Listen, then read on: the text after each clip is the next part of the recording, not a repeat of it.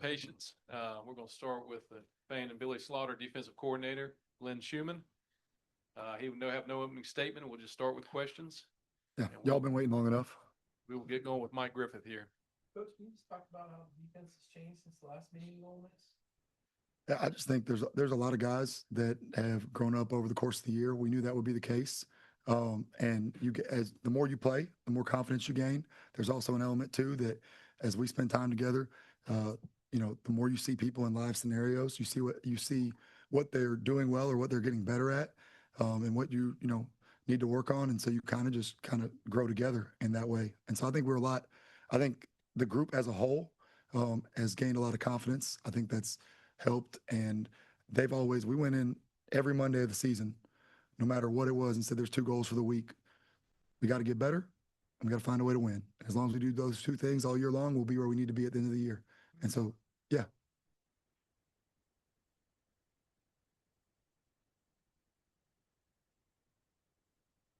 Yeah, I think that he kind of embodies everything that we're talking about there. He's as he's played more, he's gained more and more confidence. He's had a lot of ability from the beginning.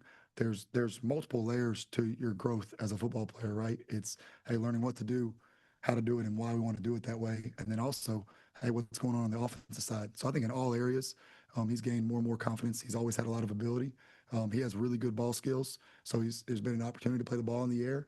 We have confidence that he's going to do that. And so I think as he continues to stack those plays, he just gets better and better. Coach, another guy who's kind of fits what you're talking about is Rayshawn Dinkins. coming in and starting the SEC championship game. I'm not sure how many guys could have done that and been maybe successful he was. But what is it about him and his development that's allowed him to kind of be where he's at right now? He has a lot of maturity, and he's very serious about his work. And a lot of times you don't get to Georgia without ability. But I've said it before about guys in the past that if they have a lot of maturity and they're able to focus on the process and how we want to go and do things, like they're going to rapidly get better. It's not like our 2s or even our 3s are sitting there not practicing. A lot of places, you talk to all our guys in pro ball right now. Smile will say, man, I'm a 2 and I might get 10 reps all week in practice. I don't know if that's, accurate exactly what it is, but here we're able to develop everybody on the roster. So Dink's been rapidly getting better. And there were times this year that he could have had the opportunity to play. And so he's it's the expression of, hey, will you work while you wait? He's worked really hard. He's been mature and serious. And it didn't surprise us what he did when he got to play. Glenn, I know the focus is on this game, but another head coaching cycle has kind of maybe stopped, it seems like. How do you process finding the right time and the right place to take your next career step? I'm really intentional about my family's happiness, and the things that matter to me internally kind of keep within our family circle and the people that support me. But I'm really happy to be here, and I'm here intentionally. And when the time's right, if the time is right, then it'll sort itself out. But, we've been focused on, I've been asked this question by family, friends, and said, heck, all I focused on all year was getting better because we needed to get better. And so, when things happen in life, they'll happen when they're meant to happen. But family's really happy here. Coach, just what has Zayden Walker been able to add with his emergence in the second half of the year? Yeah, we knew that Zayden had an ability to help us rushing the passer. That's something that he did his whole life. And we knew that long-term, his ability to develop as a linebacker is going to be good for his football career.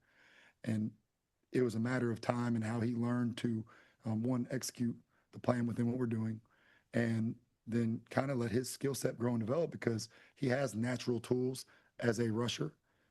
But then you have to carry that over to an advanced level of competition and go from there. So I think Zayden's growth was expected, and it was a matter of, it was kind of a when, not if. And so he's worked really hard to work through the areas he had to get better. Yeah. You mentioned about the defense needing to get better, the criticism that you came under earlier in this season. What did you learn from that process of the defense struggling early in the year to getting it to where it is now entering the college football playoff? We knew we had guys that had ability that had not played a whole bunch, and we knew that there was going to be a process of getting better up throughout the course of the year, which it doesn't matter if you have a team full of seniors or a team full of freshmen. You better develop your roster and grow so that when you're at your best, when your best is needed. I think there's an element to, you can look back on any of those games and we do a post game write up, no matter what the final score was, of, hey, what would we have game planned differently? How would we have used our players differently? And then you kind of execute that plan moving forward. So it's not anything different than we've done in the past. It just, obviously there were a couple games there that, were a couple half game, whatever it was, that we did not perform to the expectations. But credit to the guys, like their growth and their level of confidence and their focus on the task at hand. Like the guys in the room came to work every day, not worrying about any outside noise, not worried about, hey, what it said statistically. And they trusted that if we continued to go through our process the way that it's been proven here, that it works, that it would sort itself out in the end. Late in the year, it certainly seemed like Gabe came on as a big time disruptor. We didn't see him out there today. Who's kind of that next man up for him in terms of how you guys piece that together if he's unable to go? There's when you look at, like, depending on the package, our end and our jack room can be one and the same. Happens to how much 4 down we're playing, 3 down, the 3rd down package. So for that, it could be, hey, a Joseph Jonah that plays some in, but there's also, hey, an additional workload with Q and LO and Chris Jones in terms of jack rolls. And then on 3rd down, we have a bunch of different guys that can rotate as a kind of combo rusher that rushes inside and outside. So it won't necessarily be one guy. Joseph will obviously have to take a bigger role. JJ Haney, Chris Jones, Elo Mendoza. There's other guys out there that are making a lot of progress, young guys. But those guys, what will happen a lot of times is he's had a brunt of a workload, kind of a higher workload. And it might be an extra 7 snaps for this guy, 10 snaps for this guy if he's not available. But Gabe is also working really hard to be back with us, and we'll address that kind of when the report comes out on Monday. At this point, we'll switch to some Zoom questions. Okay, we're going to start with Charles Odom from the Associated Press. Please again unmute, ask your question, and then mute yourself again. Thank you. Charles, go ahead.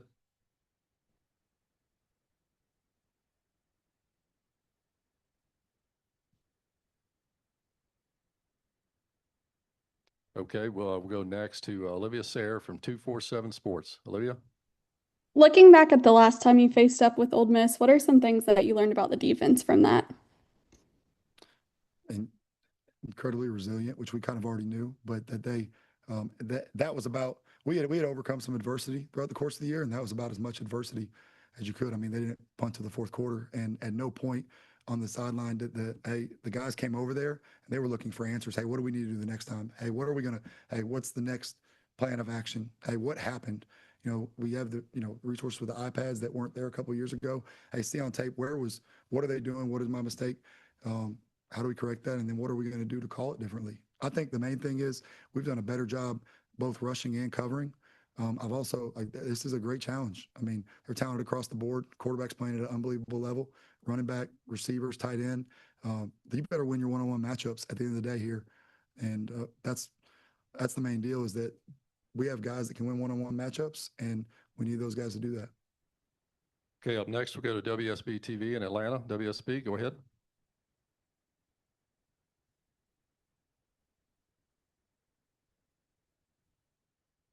We'll switch back to in-person. Coach, I wonder, when you look back at that, the first Ole Miss game, the 4th quarter, of course, shut them out. Did you look at that as maybe some kind of starting point for the way this defense has played the second half with the continued improvements you've made? It's easy to point at that, but we did not, there were still moments, and we played better in each game that followed that, but there were still moments where we needed to get better in, the Florida game and then the Mississippi State game. And then I think it's just been a continual, process of getting better. But I think when guys can look at it and say, here's the details of what we need to get done, here's what we can do. And hey, we're playing a really good offense. They're great across the board statistically. And when we do it right, we can be successful. And that's showed up time and time again. And I think that guys have just continued to gain confidence from that. And they focused on, hey, how do I get better at my craft? And how can we continue to, be pros in the way we go about it, the way we study our opponents, the way we prepare, the way we execute. And then how can we stay together? Because it's never going to be perfect. And they've kind of, I think it's only grown from there. Glenn, Kawan Lacey, his injury status, I guess, will also be updated Monday. But there's a tendency, I think, to think a lot of running backs are, kind of interchangeable, whatever. How different is he? How much of a game changer is he for their offense? Well, he's forced the most missed tackles in the country. So I think, and in general, their offense, they have a lot of guys who make guys miss. But when you have a guy that forces, I believe it, it said on the broadcast the game the other day, we were able to watch it because of how the schedule worked. But said on his first missed tackle that he forced on the opening touchdown, it was his 100th forced missed tackle of the year, right? So you're talking about somebody that can have a player unblocked, right, and able to make them miss. They're just adding yards. They're getting it where they're playing a lot of second and shorts, third and shorts, converting first downs when they should be playing third down. And I think just that ability to kind of win his matchups in that sense, and he's done a great job in pass protection. So the other backs, like Diggs does a great job. They find ways to use quarterback in the run game a lot, but his ability to make people miss is special, and he's a challenge. And if he's available, like I assume he will be, that's going to be a big part of the game. Yeah, Kirby has talked this year about the defensive staff figuring out how to play to guys' strengths, things like that. How has that evolved specifically with the pass rush, and where has that group really improved over these last 4 or 5 games of the year? Yeah, I think that rush and coverage always works together, right? And so the tighter coverage you're able to play, then the more you can do with the rush. And then also the more exotic looks you're able to get into, right? And so it's like, hey, the ability to play man gets you to play more zone. But also within all this, we're playing a lot more third and longs, right? Like the average distance of our third downs is, I believe, like 1.5 yards to 2 yards higher in the back 6 games of the season. So you're playing less third and twos, third and threes. Everybody is into analytics on offense now, so every team's going to run the ball to set up fourth and shorts at times. So there's also pieces of stuff that's been carried that we were able to do that we necessarily, didn't do. Well, if you don't force third and longers, you may not be able to get into it because that coverage or that pressure, that presentation might not fit the routes that they're doing. So there's a lot of that in there. Like y'all make the reference to Zayden Walker. Zayden Walker was a piece of the plan in this game last time, but we didn't play very many third and longs early in the game. So he had kind of started to develop that way. And so that's, I think, force more third and longs, hey, create more negative plays on early downs, play tighter coverage. It opens up where you can do a lot more of your menu. And, like the last 3 years before this, we were really efficient on third down every year. And the group's in place that can still do that, but you got to get it into, the situations that allow you to use your third down package. Mentioning Joseph earlier, where do you feel like you've seen the most growth from him in his second year here? Yeah, I think that it's all around. Not to be cliche, but I mean he's grown in a lot of different ways. I think he's a lot stouter at the point of attack. Joseph's a big, strong guy. Like he can go play inside and outside. There's a lot of like value in that. He's a good athlete, but I just think his overall like strength in the run game. He's always been athletic, able to move, be a guy that you can stunt, be a guy that has the ability to kind of play in space. But his ability in the run game, because the matchups between the tackles are real in this league. And I think his biggest growth has been how stout he's been at the point of attack. And that's allowed us to do, a lot more with him because he can slide kind of everywhere from a 3 out to a 9. Yeah, you've obviously coached a lot of accomplished linebackers in your time here at UGA. What has CJ Allen separated himself, and maybe what makes him unique from the other great linebackers you've coached? We're going into his first start of his college career, and it was, against these guys in 2023. And somebody came up to me, and because CJ Allen is one of the first guys in the building every single day since he's been here. And one of the guys on staff, I believe it was Jarvis Jones at the time, walked up to me and he said, I asked CJ, hey, are you nervous? It's okay to be nervous. Like I've been there. And CJ's response, which is a true statement, is I've always prepared like a starter because I knew one day I would be one. And he's not saying that at the time to just talk. He's very much whatever he says, he means. And he's intentional with everything he does. And he kind of prepared from the moment he stepped in here very intentionally about what he wanted to accomplish with his career. And I know there's still things out there that he wants to accomplish, but I think that's what stands out about him. And there's been other guys that were intentional that way, but maturity, focus, serious, intentional work on areas that he's had to get better at, and just his overall leadership ability to affect others. I would venture to say that he's universally respected. across the team. Now, one more question. Just kind of piggybacking off of that, just what is it about year three for these guys? It seems like, you know, year three kind of is the one that pops for these linebackers. Obviously you got Justin and Chris that are about to be in their third year. How much of what you've seen out of CJ and the markers that you saw from him that you're seeing out of Chris and Justin? Like, you get a bunch of reps, you get better at it, you see things faster. It's not always the game. You know, people talk about the game slowing down, and that's true, but a lot of times it's, hey, you're speeding up. You're anticipating instead of reacting. We play multiple fronts, multiple coverages.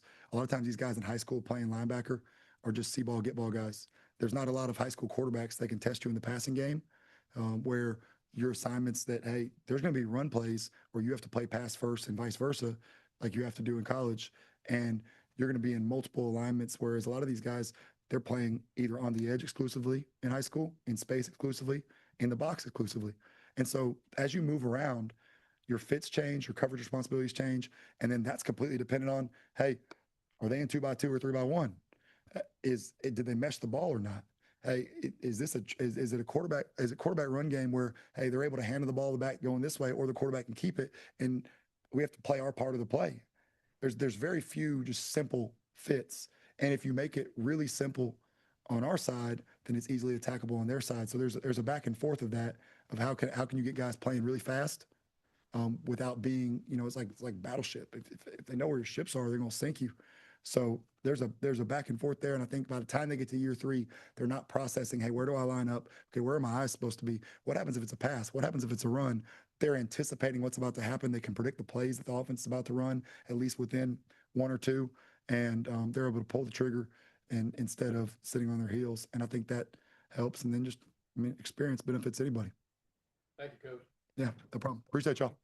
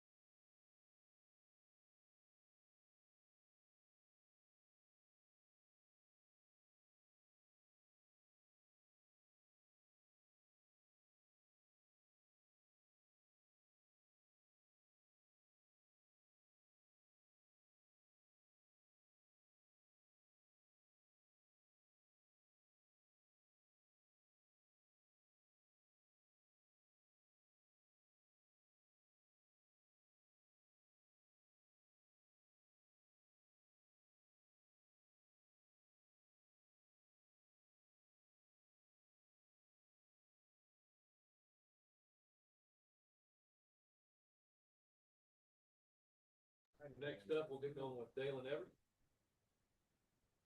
For the in-house crew, please raise your hand when you got a question, and we'll bring the microphone around to you.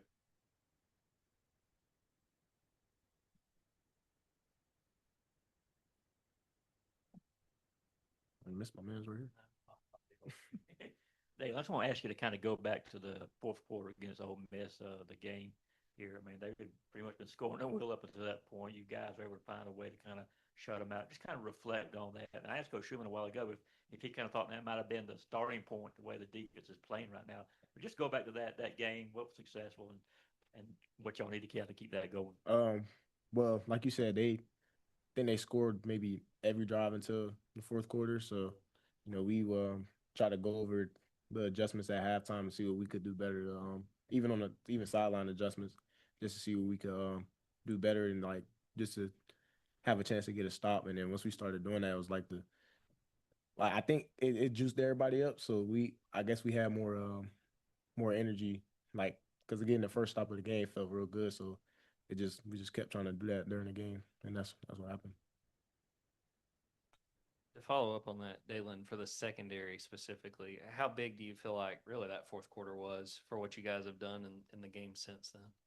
I feel like it was big. I think it was point of growth from even younger guys like Melo and Ellis, like, because even from that game, even after that game, we saw what we did that wasn't good, then what we did that was good in the fourth quarter, and we just tried to keep building on that and building on doing stuff the right way. And I feel like that's helped us during the later games and up to this point. Yeah, the talk all year has been how much this defense wanted to stop the run coming into this year. What do you remember about in the offseason when that was brought up as a point of emphasis for this year's team, and how do you feel like this defense has responded to that emphasis throughout this year? I remember it was I want to say fall camp. It was a real big emphasis. Just I know I think maybe like one of our first meetings, it just showed how many yards per game we gave up the year before, and was just like, we have to do a good job at stopping the run because we didn't really do a good job at that the year before. And I feel like the guys up front responded to that really well, and I feel like we've been doing a good job at that this year.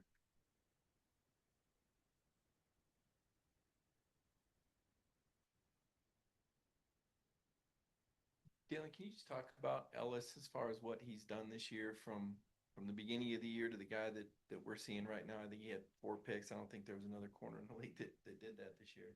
Yeah, I'm definitely proud of him, how he's grown throughout the season. He's definitely got more mature as the games went on, had a better understanding of just not letting stuff get to him. Because, like the early struggles he had, a lot of people had stuff to say. I just try to tell him just tune it out. Because, I mean, that's sometimes stuff like that just happens. Like, just tune it out. Just keep trying to get better every day. And that's something that he does and continues to do. So definitely proud of him and how he's grew.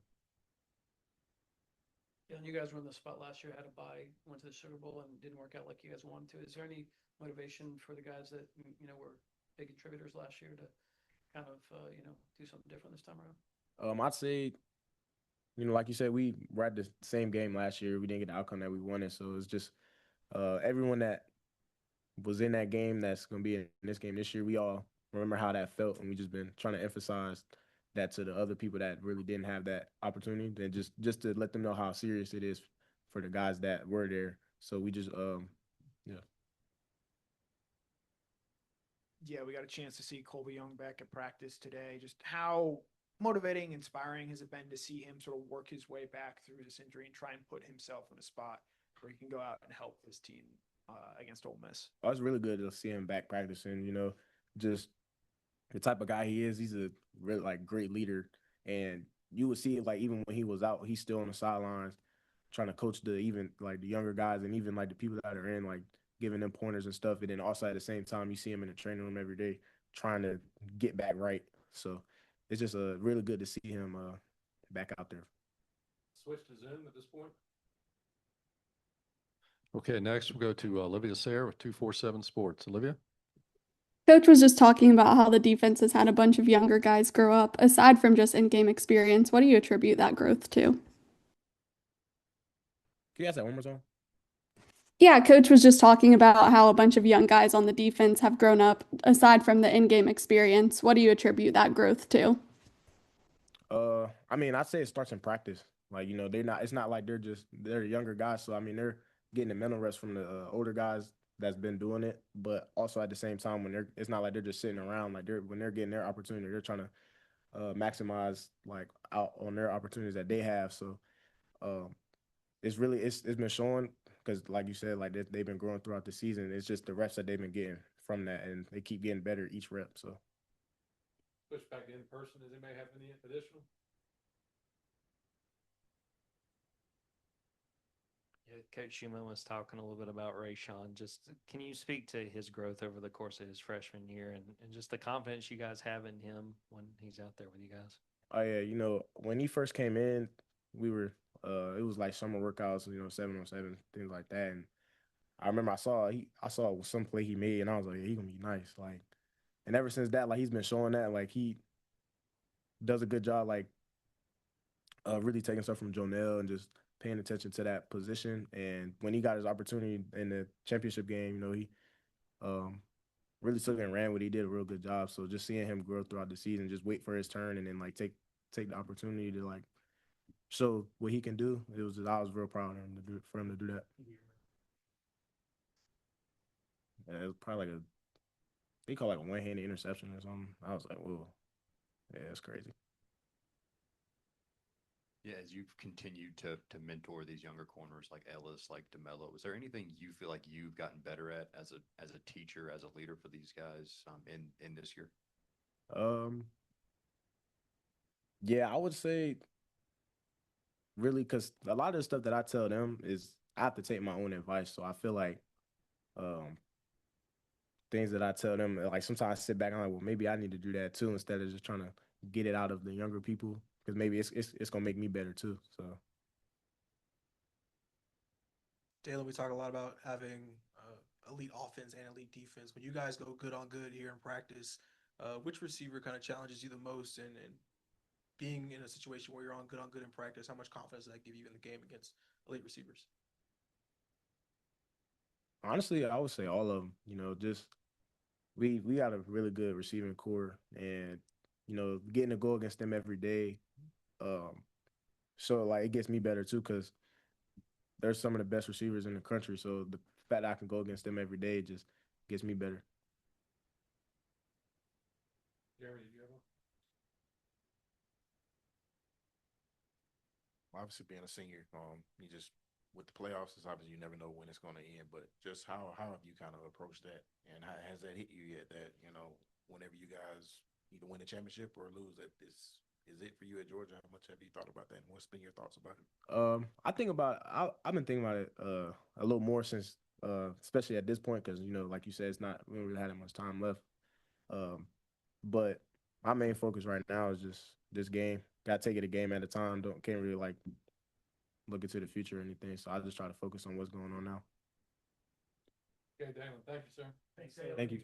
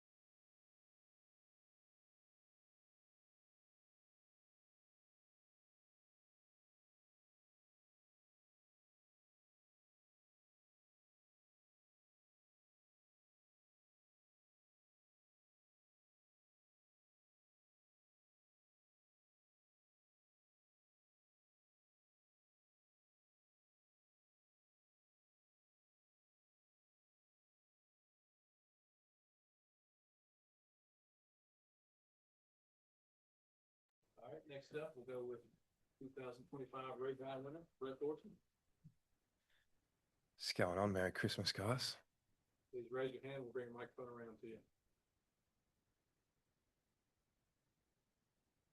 Well, Brett, speaking of that award, I was wondering if you went back and did any research on Ray Guy, who he was and what he accomplished. Yes, throughout punting, obviously I've heard a lot about him. We learned about him in the program back home in Australia, and obviously knew he grew up in Georgia and whatnot. So I looked into what he did as a punter, obviously being the first rounder and only first rounder as a punter, and Hall of Famer as well. Know a bit about him and obviously appreciate all he did for punting.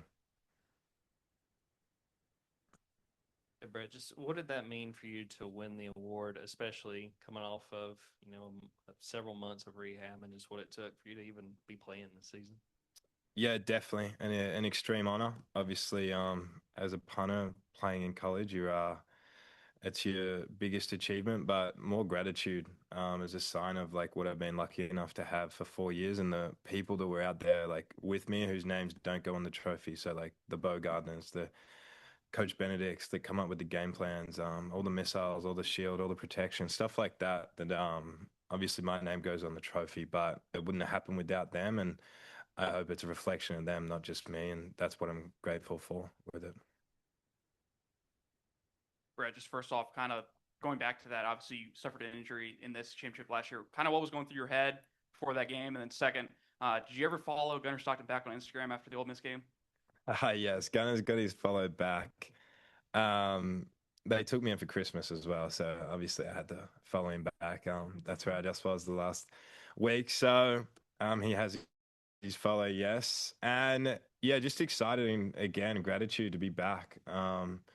ACL is a very slow path. You do a lot of watching early days. So it's definitely a full circle moment to get back to that game. And funny enough, little side story, the guy that drove me off on the cart was there warming up with me. And obviously I felt bad. He introduced himself and I was like, wow, yeah, my head was spinning when I was getting carted off. So yeah, a little full circle moment there. That was funny and grateful to be back and having the opportunity to play. Brett, you obviously put a lot of humor in on some of the games where you don't get much action. Are you excited to punt against Ole Miss this season? I think this was a game where I don't believe you punted, if I'm not mistaken. Is that right? Yeah, that's correct. Obviously, credit to offense in that game, but this is a completely different game, and I'll be ready to go whenever called on. Obviously, anytime we don't punt, that's a good sign for the offense. So, yeah, you approach every drive that you're ready to go in. I have the same warm-up process when we get the ball. Me and Bo Gardner have our little routine. We just get on the side and kind of calculate from first, second, third downs on what we're getting when we're ready. So just being ready every drive and knowing that you're a chance to go in just keeps you locked in, which is good. Yeah, just what have you seen from Drew Miller and his development this year? Yeah, I said it earlier in the year. He's come so far since getting here, and the consistency is the biggest thing that I've seen him add this year. He always had a huge leg, but this year he's really developed into that really consistent threat. And I think if he was playing college football anywhere else, like he could be starting at any team he wanted. Obviously, I'm super excited for when he takes over and excited to see what he can do. Just hope he doesn't make me look too bad once he steps in. So. Yeah, one, what was Christmas with the Stocktons like? And two, how have you seen Gunnar evolve as a leader from last year when he was getting ready to make his first start in this game to 1 year later? I think, yeah, the first time it was good, very wholesome. I see their family a lot from game days, and their family's lovely. I can't speak highly enough. They look after me far more than I deserve, really. So they treat me like their own. I'm forever grateful for Sherry and Rob. But Gunnar also, and yeah, being here all 4 years with him, he's always had that leadership quality of just leading through action. And I think all the boys have had a year of evidence now to see him go out there and lead from the front just through his actions and what he does. And I think that's so easy to get behind as a team, and you all just want to rally for him and just follow him wherever it is. What's Pro Kick's history with the Ray Guy Award? And is it like the Stanley Cup in hockey? Do you get to bring it back to Australia? Not exactly sure. I believe I get one. I think it's an individual one, and Pro Kicker produced a few. I don't know. I guess over the last 15 years in the program's history, I know they've had their fair share. They pride themselves on producing some of the best talent to come over here, and hopefully, yeah, it's a good little bonus for them that we got another one this year. But it's good to represent Australia in that sense and Pro Kick Australia and get another one and join the elite squad that already have them. At this point, we'll switch over to a question on Zoom. Oh, Olivia Sayre, 247 Sports. Olivia? You mentioned the gratitude for others in your unit. How have those relationships led to your success? Yeah, it's awesome. I feel super close with all the guys like Monroe Freeland, who does all our checks and kind of runs the show out there, is one of my closest friends here. You've got London Humphreys, like KJ Bolden, Cole Spear, just to name a few of the missiles who I'm all super close with. And I can't appreciate them enough. Like, if you look at London, he's going out there on offense, however many plays he's running, 5, 6, 7, and then he's giving me 100% on a 50-yard sprint to go down and cover for a punt. So I can't speak highly enough of those guys. Bo Gardner, you guys all know, and thankfully was recognized for his great work this year. And it's a whole unit as well as the coaches, but definitely being on punt adds that little extra bonus of connection. And I'm grateful and feel super close with those guys and confident when they're out there with me.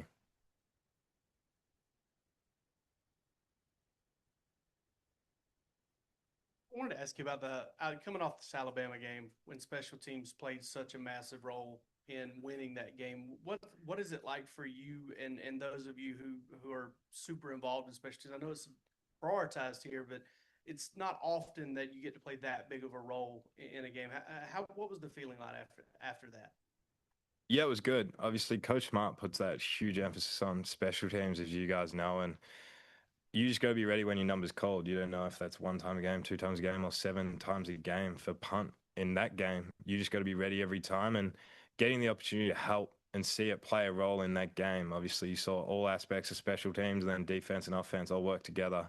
And that's what Coach Smart says, is it all works together. And if, for example, having that punt in the first quarter going out inside the 10, we then get to call a punt block, which gets us down inside the 20-yard line, and then we get to go score a touchdown. So everything working together there. Obviously, defense had to get the stop as well, and offense had to go score. So seeing special teams play their role when needed is awesome, and definitely just all we can try and do when called on. You earlier in your career, you had those lighthearted posts when Stetson came back and when Carson came back. I mean this in a lighthearted way, but Kirby, because of analytic, goes for it more on 4th down. Have you ever wanted to go up to him and be like, hey, maybe, don't worry, I still got this. Yes, no, it is funny. Obviously, I let Coach Smart call whatever Coach Smart wants to call. I try and stay away from it on the sidelines because I think that's the last thing you'd want when he's trying to make a decision to go for it or not, is me walking up to him and just being like, hey, mate, let me go. So I'll be ready whenever he wants me to go out there, but he knows football a lot better than me, so I'll let him make those decisions and just be ready if he wants to punt. Any more in the room for Brett?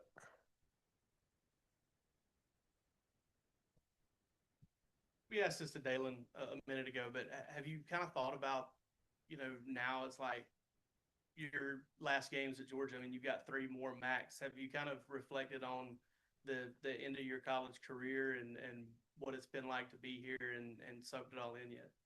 Yeah, I've always had a great gratitude coming from Australia, and all of it just being a new experience. It's something I never pictured as a kid, but definitely this year, especially coming off the injury and having the opportunity for 1 more year and making sure I'm taking in every little bit, whether it be the dog walk at the start of the game or the people on the team, stuff like that. But it is now a weird process of having potentially 1, 2, or 3 weeks.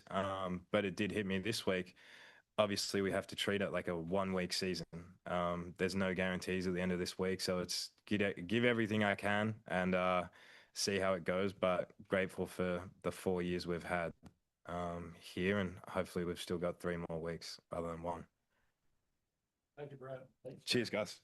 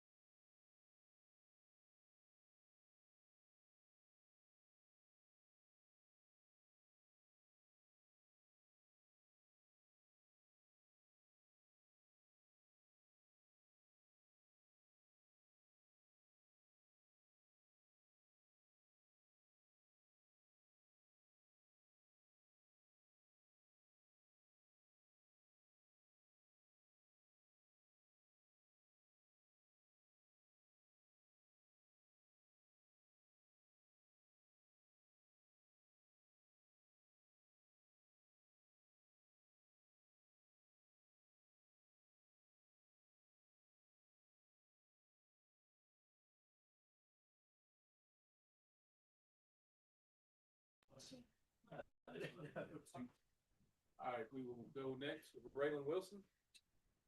Again, please raise your hand. We'll bring a microphone around to you and get the questions going in the room. Hey, Raylan. So, want to know, you go back to the first Ole Miss game. You guys shut them out in the fourth quarter. Was that kind of a starting point for the defense as far as, for lack of a better word, turning around the second half and playing as well as you are right now? Yeah, I feel like that just has a lot to do with just execution and tackling, just the fundamentals of football, really. I feel like sometimes we can go out there and just be in our heads about the call sometimes and just not play football out there. But I feel like we just been playing football since then. Really, this is a unique situation where you guys are going to play a rematch in this game, coming off of you guys having a rematch in the SEC title. And is there anything you feel like you learned from preparing for Alabama the second time, just having a rematch that you think can help you guys having a rematch this time? Yeah, it's just like watching a lot of film. You can see like the different mistakes that we made, and then the stuff they capitalize on. You can just see how they attack us, like attack our defensive scheme, and it's just you can learn a lot from it just watching film. Yeah, the talk all year for you guys has been about stopping the run as a defense. What does that look like throughout the week, whether it's in the meeting room, on Sundays, on the practice field? Obviously, how does that emphasis kind of play out throughout the week? I feel like, we don't even have to say it too much anymore during practice because it's like we embodied it over the summer, over winter workouts. It's just like that's us just stopping the run and running the ball. I feel like if you can do that, then you can be unbeatable. Yeah, we talked to Glenn Schumann earlier about potentially one day being a head coach from someone who's played with him or played for him and been recruited by him. What do you think would make him a one day excellent head coach? Shu's probably one of the smartest guys I've been around. It's just like he knows how to scheme stuff up. Then it's just like he leads the right way. He leads the defense the right way, and he'll be a great leader if he was a head coach. Well, I just want to ask you real quick on an NIL question.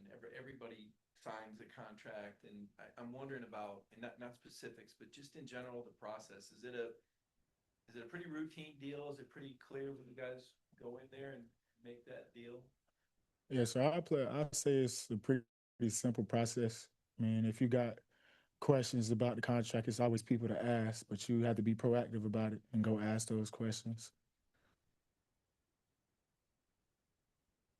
Anybody else in the room with a question for Brett?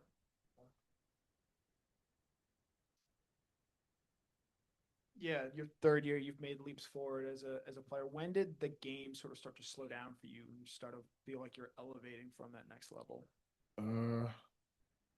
I'd probably say just the more I've gotten reps just throughout practice, then in games, it's just like the more confidence I gain in what I see and then trusting what I see. So I feel like it just comes with the reps. Did I see you do some kind of thing back in your hometown during the holiday season? What was that? Yes, sir. I gave some money back to my high school. Tell me just about that. Why did you feel you need to do that? I just feel like it's just a small thing I could do just to show love from where I came from and to just give kids hope where I'm from. When Coach Schumann was in here, he talked about Kewan Lacey and just what he's able to do for that Ole Miss offense. What stands out to you and just his ability as a running back? Oh, yeah, he's a great back. Just he got good vision. He got breakaway speed. He's just a great player. This time we'll switch over to Zoom for a question. Go to Olivia Sayer, 247 Sports. You mentioned the defense is just playing football right now and not in its head as much. How do you get to that point? I would say just the more you rep stuff in practice, you get more comfortable doing it without thinking. And I feel like you just get into that flow state without thinking and you just react out there. Switch back to in person. Connor? Yeah, from someone that's played next to him, is there a play or a moment that really stands out that CJ Allen made that really impressed you? I would say probably that Auburn game. They were on the goal line. We talking before the play, he looked over to me. He said, "Bro, we got to punch this out." I'm like, "Bro, we already know." And and it happened like that. I mean, like, I feel like that just embodies just the people, the person CJ is, and the people that we both are. Just like never giving up. Yeah, looking at the fact that Gabe is trying to fight through that injury, how much confidence do you have in the defensive line? If he's not able to go, and those guys to be able to create that pass rush if you guys don't have Gabe. Yeah, I feel like my confidence is still pretty high, even if Gabe can't play, just because, like, I see the young guys, how they practice every day, and, like, some of them are ready. Like, the ones that's going to play are ready. And I feel like, yeah, they can make plays out there. And as simple as that. Going back to New Orleans, going back to the Sugar Bowl where you guys, didn't get the outcome you wanted last year. Is that any kind of motivation, or you kind of, thinking just forward? You really just try to think just for it, but it's intrinsic motivation. Like, for the people that was in that stadium last year, man, you don't want to go out feeling like that. And I feel like the people that played last year in that stadium got a chip on their shoulder. Maybe more for Raylen?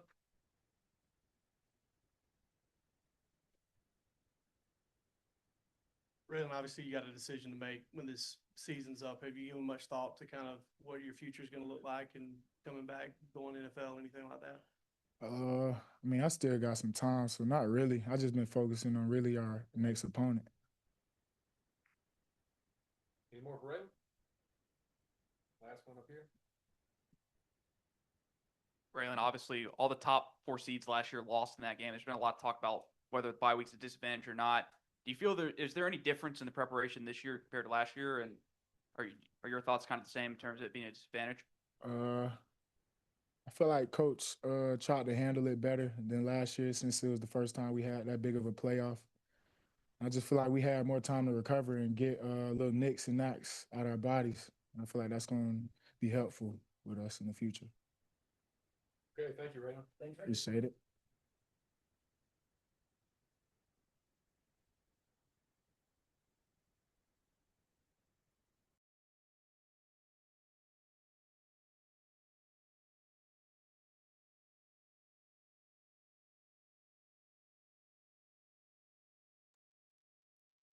All right, we'll wrap up with CJ Allen today. What's up, y'all? How y'all doing? Christmas? Yeah, I had a great Christmas for sure.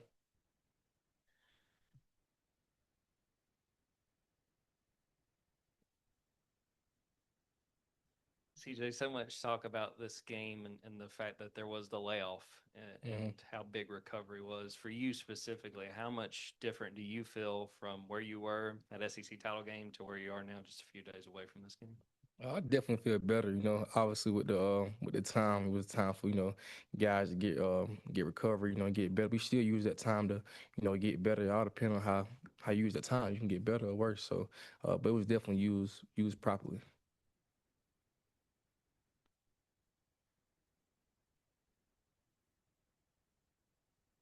Yeah, we had Glenn Schumann in here earlier talking about potentially one day being a head coach as someone who's played for him. What do you think will make him a successful coach when that day comes? Man, I think just Coach Schumann, man, just a great coach overall. To be able to connect with guys and push guys and just get the best out of guys. So man, that's something just about Schumann is able just to get the best out of guys.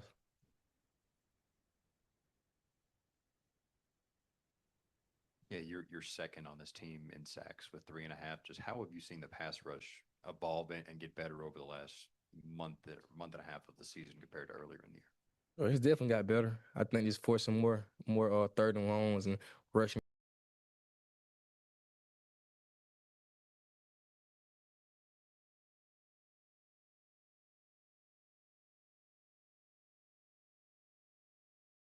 You, when did it click for you? And I know you played a lot of football, but just what do you have as far as your memory of when things started to slow down and you started to really feel like you were understanding what's going on out there? It's definitely the game is definitely slow down the older you get, but I think it's always key. You can continue to pick up on and continue to get better on as you grow. You know, some things that you might not see when you was a younger guy. You know, be able to read formations or just kind of anticipate what's going to happen before then. So, man, I think just trying to just I try to just grow each and every day on all aspect of the game. CJ, got a kind of an NIL related question, nothing specific, but more about the general process of when you guys sign the deals. How, I guess I was going to ask you, like, how complicated is that process, or how easy is that process? And, you know, just your takeaway on that, if it's a good process that they have here for getting guys to sign. Oh yeah, really easy process. I mean, we got guys, people that's on the staff that's in place. Just if you find it complicated, they'll help you through that. And if it's just an easy go read thing, you know, you good to sign it. So I think got people on staff to help you with that for sure. Yeah, Coach Schumann earlier was talking about your first career start, which came against Ole Miss. Just what do you remember about that game and that experience and getting ready for that? Man, I really remember it was the first third down. It was like third and forever. I went in the app on the back, but he ended up leaking out, getting a first down. So that was kind of my first starting of that, man. So it wasn't too good, but no, it was a fun game though for sure.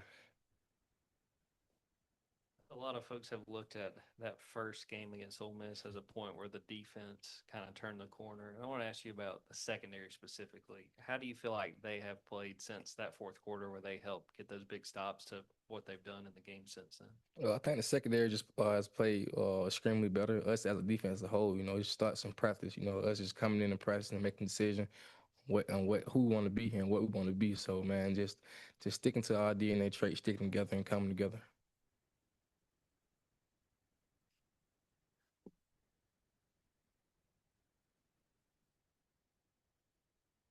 Get back to the practices you guys have had on campus. Do you feel more refreshed versus last year in terms of you think you maybe have taken less snaps because maybe there weren't some of the twos and threes early in practice, or what's kind of been your take on that? No, I think really about the same for real. You know, we get a lot of guys reps. You know, a lot of the ones and threes get a lot of rep. You know, no matter which time of the period it is. So I think it's one thing about Georgia, just being able to be developed. So you're definitely gonna get reps for sure. Yeah, I want to ask you about the run defense. I know when you first came in Georgia, you've been pretty elite at that. And a couple of years where it dropped off. This year, you guys are back to number 4. Is that like something that's talked about? Is that like a pride thing as far as that run defense? It's definitely talked about, but man, I think you only talk is cheap. You know, you got to actually buy into that. You know, do that, and I think that's something that we just said we want to do. And for our account, you know, how can we get back to being a better defense? And the number one thing was stopping the run. So to just like I said, it goes back to fall account. So definitely taking pride in the run game. Facet to being a good unstopped defense. Just tackling. Yeah, that's the main thing. Tackling, striking blocks, and getting off blocks, running to the ball. CJ, you had that knee injury against Texas and came back so quickly. A lot of people made a big deal about it. What was your mindset when it came to like coming back from that injury? Apparently, you had like a little small procedure there. And how are you feeling now? Definitely, I'm feeling good, man. I'm feeling great. Yeah, definitely. That time off, you know, it kind of was scared me a little bit when it first happened. But man, just taking it day by day and just trusting our trainers and attacking my rehab.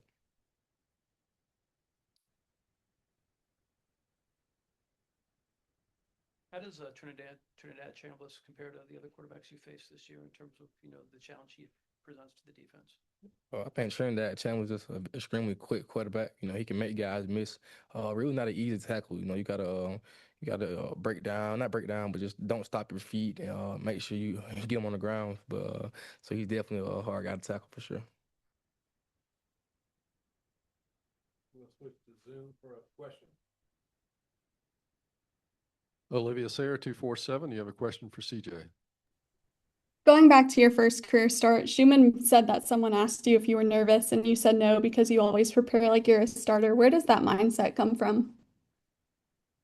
I think just something that I just came in with, or just coming in with that kind of mindset. You know, you never know what to happen. But also, this is me. You know, just being prepared. You know, I always want to be prepared, or it's from being a little kid in the classroom into being at Georgia now. So just ultimately just being prepared.